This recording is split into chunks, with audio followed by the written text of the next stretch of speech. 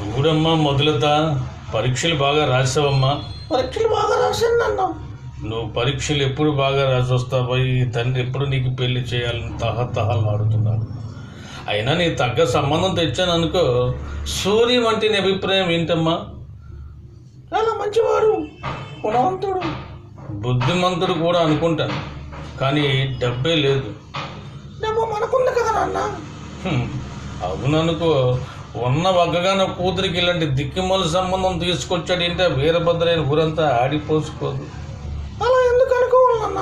పేదవాడిని అల్లుడిగా చేసుకుని ఆదర్శవంతుడు అయ్యాన్ని కొంతమంది మెచ్చుకోవచ్చుగా. నువ్వు అన్నది నిజమే అనుకో. ఏంటమ్మా ఫోటోలు ఏంటి చూపించమ్మా. నాన్న, యూనివర్సిటీ ఫంక్షన్ కాలేజీలో నేను సూర్యం నాటకం వేస్తాం. విశ్వామిత్రుడిగా సూర్యం బాగుండడు కదా నాన్న. ముక్కు మూసుకొని తపస్సు చేసా విశ్వామిత్రుడిగా ఇంద్రుడు.